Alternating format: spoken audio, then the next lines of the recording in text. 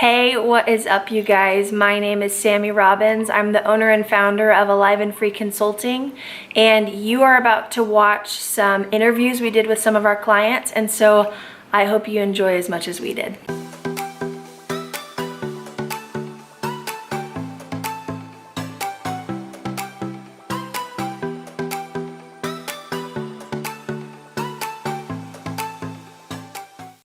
So you've been in the program for how long now? I'm not even sure. I started January 27th. Okay. So The day. Okay. So what is that? What? 3 months? Yeah. Ish. Yeah, that's awesome. Cool. Well, thanks for making time for us and setting up the interview. I appreciate it. I really wanted to interview you because you are one of the most intentional people I Yeah, think that has ever done our program. And I love it. You're very thorough and precise and intentional about every single aspect of your own process and how to apply what you're learning to your life. And so those are always the people that get the most results. And so I wanted to talk to you to just kind of unpack that because I know you've gone on an intense journey so far, even before you were with us. yeah. Do you So, have a question? I didn't have a question. I just wanted to tell her why. I'd love to hear. I just love to hear before we ask specific questions. Wow. I've been not talking to anybody for an hour and a half, and so social things are coming back to me. But I'm curious, like, what has been your overall experience over the last couple months that you've been on this journey with us? And what do you feel like you've gotten out of it? Why do you feel like it's been something that has been a good thing for you? yeah. Well, I've been doing like counseling and for like 9 years. So when I turned 18, I went to counseling. And I have tried to find words to my story for counselors to understand. And I've offered my relationship with Jesus for counselors to kind of like see that really I just want him to come into these moments and into these memories. Um, and I spoke those desires, but it was never like fully fulfilled the way that I needed it to be. And I also felt very codependent on my counselors where they would counsel me, but they never gave me the tool to say like, heart, like I get to reparent you in this moment, and you don't have to wait for a whole other week to meet with a counselor. And I craved that empowerment. But I remember I went to y'all's like live webinar, and then one of your coaches, Beth, called me, and literally it was a 25-minute call, and it was free. And I still have it in my journal, like for just like 25 minutes, she was saying exactly what my heart has been wanting, like counselors to hear for years. Um, and we met a 50-minute call too, and everything she was saying, I was like, oh my gosh. And I kept writing it all down. And that's when I knew I was like, oh, thank the Lord. Like he brought me finally to a place that like I'm going to be given tools and language that I've been trying to get counselors to offer. So Love that. That's amazing. You Can go I ahead. ask a question? Yeah, you go ahead. I'd love to hear. Well, I wanted to comment on that just real Oh, quick. go. So, I mean, I love that's the first thing you said, because one of the things that I feel like is the hardest in this process, if somebody has never been to a one-on-one counselor, they're often sold that this idea that counseling will get rid of all these problems that you have internally. And it's only those that have met with, 5 or 6 people one-on-one until you realize that there's actually not a fix. Yeah. And there's not a person that can fix you. And We really, wish. when women are jumping into our program, it's one of the things that we have to share right off the bat. It's like we do group coaching. This is community. There's so much more than the one-on-one aspect. And sometimes people are really resistant because they're so bought into that idea that I need one-on-one to get what I need. And one of the questions that we ask people sometimes, like, okay, if you had option A or option B and you got to make a choice, really stupid way to ask this question, but option A, you get 8 weeks of one-on-one coaching, okay? And then you get this outcome that you're looking for. And then option B is I take my thumb, I put it on your forehead, and then after 10 seconds of doing that, I remove it, and then you have the outcome that you want. Which one would you prefer? And they're like, well, I mean, obviously, B. It's like, exactly, you don't care about the process. And You care about the end you result. care about your outcome that you're looking for. But I love that that's the first thing you shared, because it's like a combination of your diligence in your life and you choosing to hit things head on and run after what you're craving, and also not like expecting it to have to look like this process that you've already done before. Yeah. And I think that's really cool. Like it's just interesting that's the first thing you say, because I think there's so much value in understanding and learning that in this process, that it doesn't look the way you might expect it to. And my favorite part of it too is like that's because I did one-on-one consulting for a while too before we turned into group coaching. And that's what I noticed is, and I was trying to give the tools away too. Like my style was very empowering, but just the fact that it was one-on-one and it was only every week or 2 or 3, there was this automatic codependency where they needed me and they were waiting. And when things hit the fan in their life, they're reaching out to me, trying to book a session sooner. And if I didn't have time, then they didn't get help. And I hated feeling like I was breeding codependency in our relationship, because what I wanted was empowered women. And so I love that that's what you shared about. But I'd love to hear what did you get out of counseling? And what was the style and what you learned versus what you've gotten out of our program so far and our style and what you've received from that? That's great.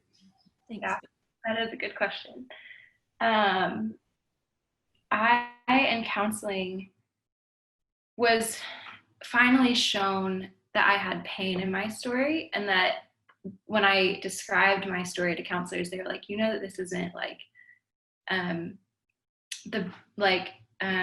as whole as you think it is. Like there's a lot of pain here. And so I finally faced like, oh yeah, I've known there's pain within me, but now I'm seeing like you're validating that it is painful.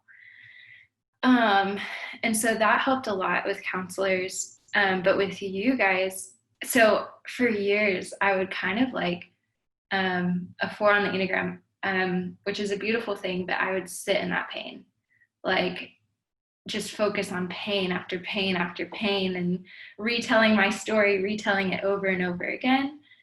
But from you guys, it's like, hey, we want you to like step out of that and like reparent yourself in the form of imagining your younger self as an adult and like allowing Jesus to come into it.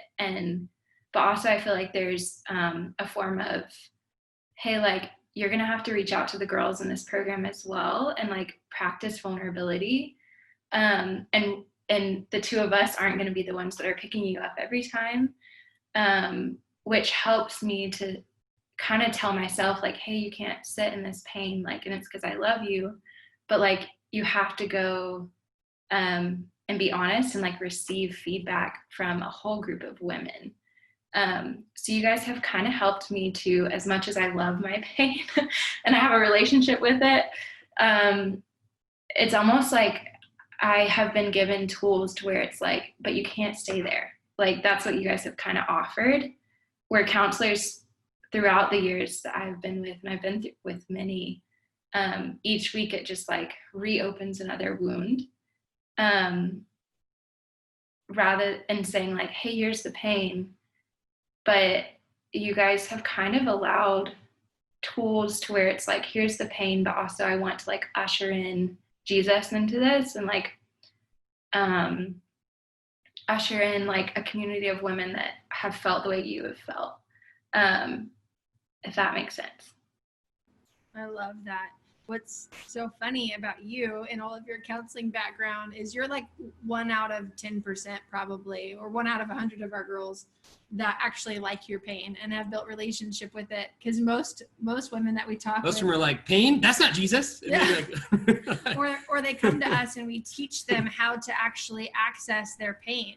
But our goal isn't to access the pain to sit in it. It's actually like, hey, this is a pivotal piece, but we want to teach you how to get through your pain and actually grow up. Because our belief is that when you have a wound, it stunts your growth in that area. And so then you're stuck in that immaturity, or you're stuck in that fragmented part of you, whether you're 2 or 4 or 10 or whatever. And so we want to actually help you heal through that wound so that you can actually grow up and work through it in that area through reparenting yourself or having God reparent you or whatever it is. But I love that I didn't know that about you. Like, I knew you were a 4, but I didn't know that you loved to sit in your pain. And I actually didn't know that you've just been in it for the last 10 years. So it's really cool for me hearing like, oh, I'm actually learning how to walk through my pain and get to the other side of actually healing and wholeness. yeah, I think that's awesome. I want to hear, because I know if there's just like strangers to us that are watching this, I know they're going to ask like, what was your pain? What were you actually going through? How has it affected your life now? Because sometimes, especially if we're really disconnected, it's hard to even know any of this dialogue or this language that we're talking about. And so, can you talk about how that was affecting your actual day-to-day life? Like how not getting freedom in these different areas was actually affecting, like, what did life look like until you'd gone through a lot of this process? I felt, I think a big thing was just loneliness.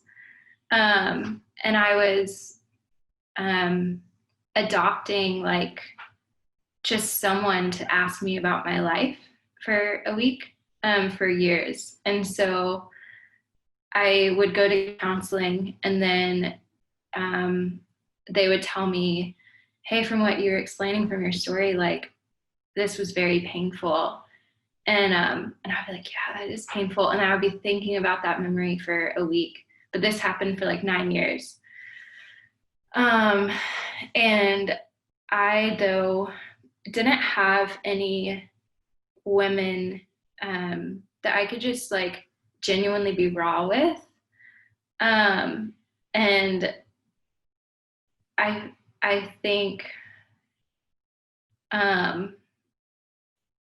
the community of women is like honestly what's changed a lot of the pain. Yeah, I hope that helps. How? Yeah. How would you say that was incremental in that? I think I was like, I have journal after journal after journal of like just me and Jesus. And that was it. And none of my counselors said like, hey, here's a community of women that like actually you can share this pain with, and they're gonna like respond to you. And so it's helped to be able to just be completely raw and know that nobody's gonna see it except women that are also raw and vulnerable. And whenever I'm going through anything, it's not just me and my journal. It's like me and a group of 200 something women that are on the Facebook group where it's like, oh, I can like be live on Facebook right now and share something. And because you guys are also teaching us tools of how to respond to people's pain, like in a good way, there's 200 women that are practicing how to say like, hey, I see that and I validate that pain, and like, but you are this, like. And so it's you guys teaching us as well how to have the tools to speak into that video or post that someone says. And yeah. So good. I love that. And I'd love to hear like, what has that done for your heart? Like, you having a space where you have pain, you know that there are people there, you can share your pain, you won't be met with judgment, you'll be validated and met with love. What has that done for your heart? What has that taught you? I think it's taught me that I'm not like different or alone. And yeah, I think that's been the biggest thing, is just like realizing that everybody wants to be that raw, and it's helped my heart just to feel not different. Yeah. I guess. I love that. That's so something that I longed for so many years, and it's something that I was trying to cultivate and just lead in, because I wanted to create it, within relationships. And I remember that feeling. I mean, and I've had waves of it even still recently, because it was such a theme for so many years, where I was like, we had a conversation. It's a story about who you are because of that. Yeah, we had a conversation like 2 weeks ago where I just got, something happened and I got hit with this feeling of like, man, I'm alone and people don't get it, and I'm the only one and we're the only ones. And it's sometimes shame is laced in that, it says you're alone or people don't get it. Or there's something uniquely wrong with you. Yes. And or like this, for me, I think it came down to this lie of powerlessness, feeling like I'm never going to have this. And it's actually just not true. There's actually things that I was able to do and action steps I took in my life to cultivate that, and to take brave action steps like you did joining the program, to figure out, well, I'm just going to test and see what else is out there. And honestly, I feel like that's not even a truth that you can just have somebody tell you like, hey, you're not alone. Yeah. It's like that can help satisfy momentary anxiety, but until you actually are seeing and experiencing and have visual proof that there are other people that are walking through the same stuff as you, it's very difficult to disarm that type of shame.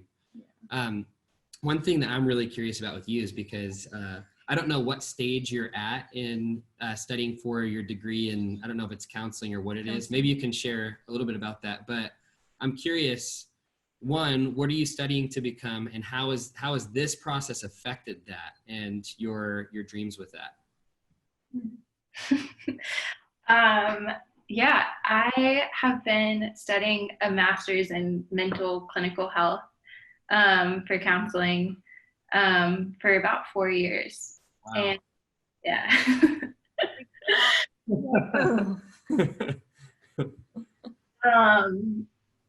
And this process has taught me how to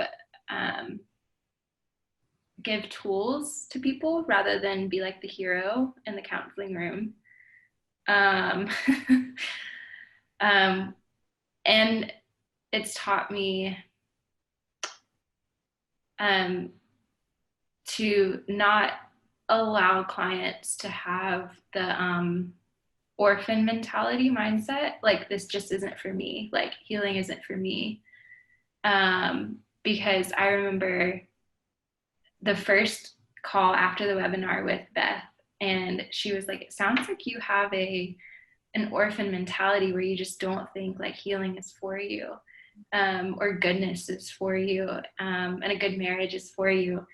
And I've had counselors never call me up out of that, and say like, hey, this is what you're faced with and you need to, like, I almost like glorified the pain and like speaking to myself in that way. And she kind of called me out of that and was like, hey, like you can have it, and we need to change that mindset. And so I think with future clients, I definitely want to encourage them, like the pain is healthy, but also I'm going to give you tools so that like whenever something happens, you're not like, counselor, like come and help me. And I was doing that with counselors because they were the only ones I had. But now it's like, that's not the case anymore. And whenever I do feel that way, I am now given language of communication and like kind of having to take ownership and responsibility for how I'm feeling,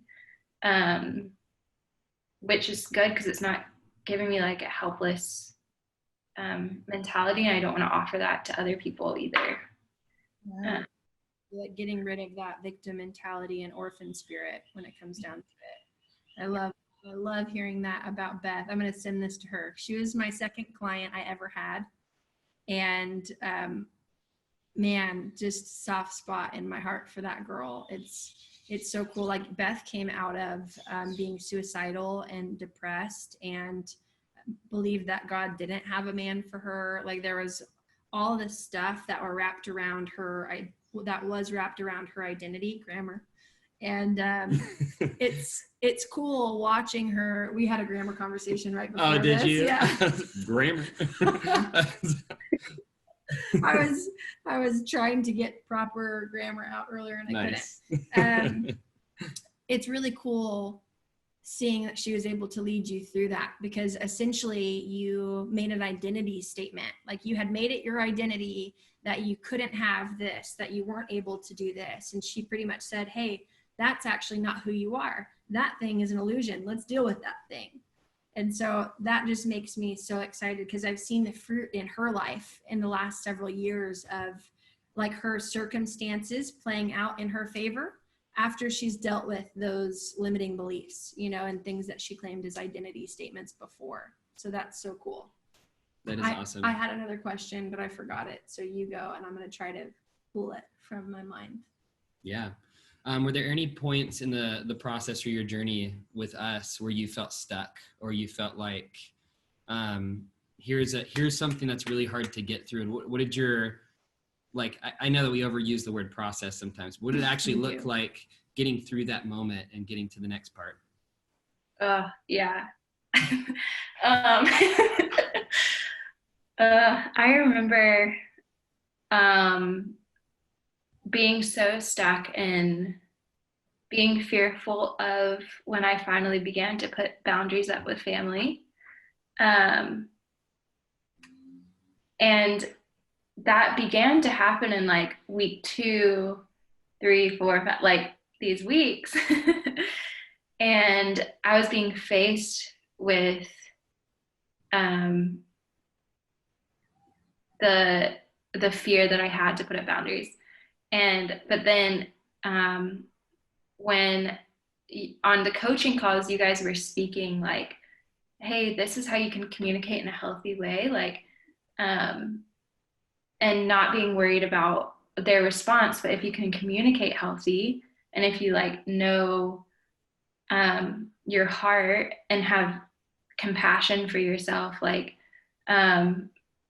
then even if they react in a hard, hurtful way, like you'll have the tools to come back to yourself and to like go in the car or whatever and be like, hey, you did so good. Like, I know that was really hard.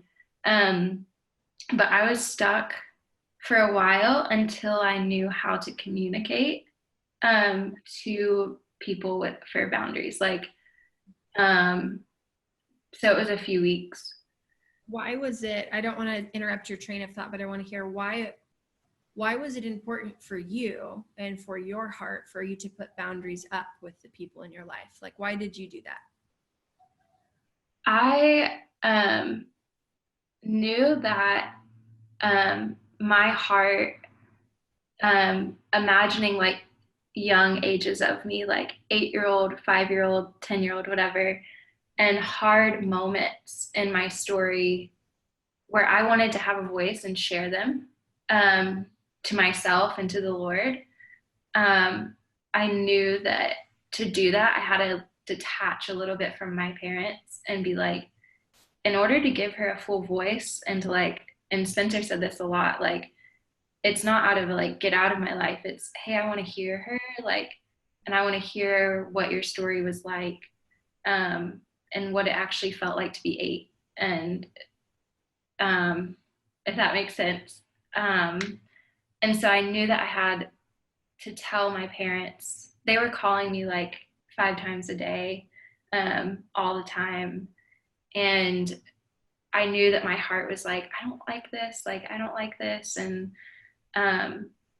but in the past, counselors were like, well, just shut them off for whatever. And I knew that didn't feel right either. And so you guys were finally like, if you can say, I feel blank when you call 5 times, like, it's not that and so I texted my parents while in this program and I was like, hey, like, when you call, I feel overwhelmed. And it's not that I don't love you when I don't answer, but I just need some space. Yeah. And just having that like sentence that no counselor has ever told me, they were just like, don't talk to your parents.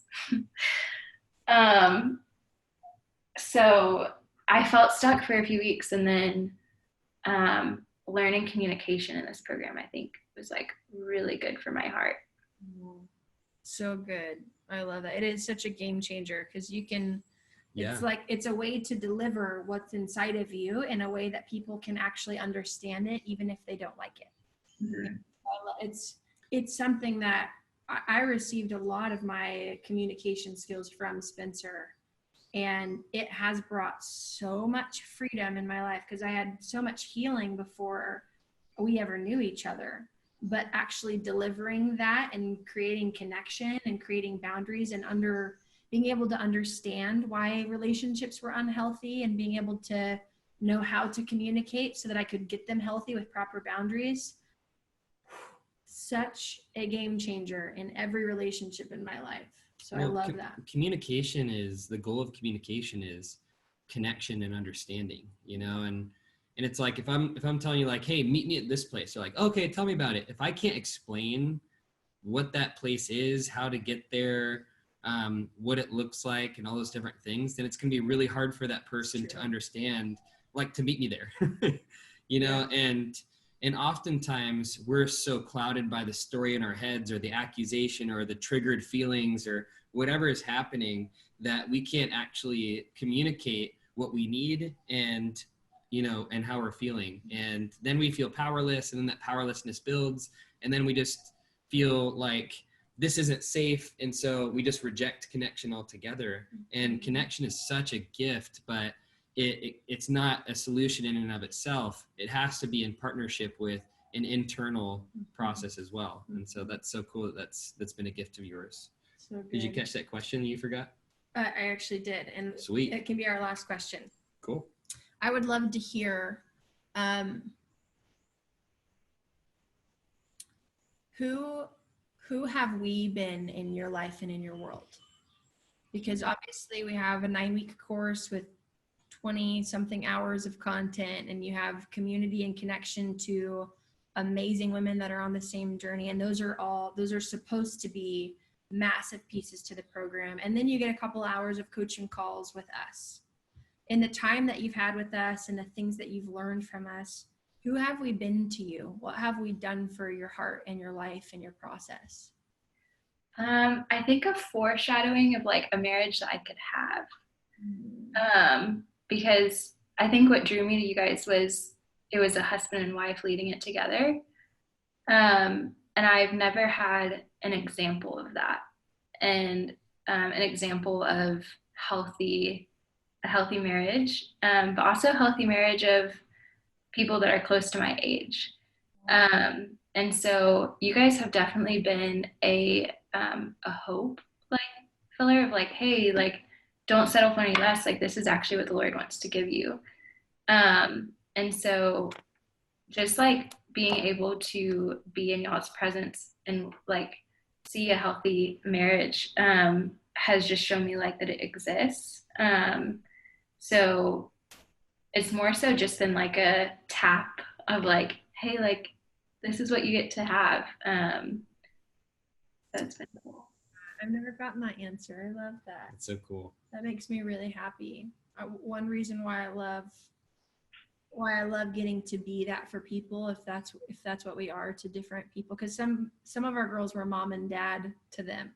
You know, some were mentors, some were counselors, some of us were friends to them and examples of healthy people. But what I love about the relationship and marriage one is that I didn't know that it was possible. I just didn't. I still to this day, I maybe have 2 couples that I only have had access to the last year or 2 that feel like I want something that they have. And like they have a connection that I love and they are connected to the Lord. They're a picture of hope for me. But up until those two couples, I didn't have any grid for it. And all I saw was the 9 divorces between both of my parents, and the people who led one way from a pulpit, but didn't share any of the stuff they had ever actually walked through, you know? And so I didn't feel like I had vision for that. And it honestly, it created a lot of hopelessness for a long time. And so I just love like that we get to paint a picture and be an invitation of what you get access to. That blesses me to hear that. That's so cool. This is awesome. Thank you so much for your time. Thank This is you, great. Maddie. Yeah, super valuable. We love you so much. We're so proud of you. You've done such a phenomenal job.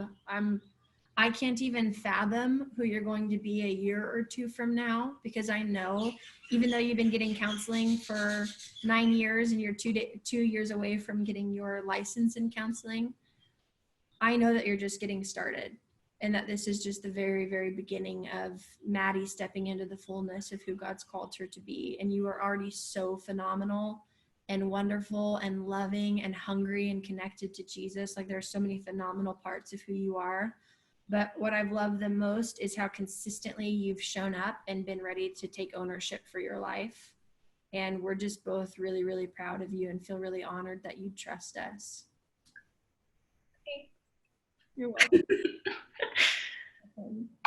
We love you. Thanks for giving us your time today. Thank you. Thanks for y'all's time.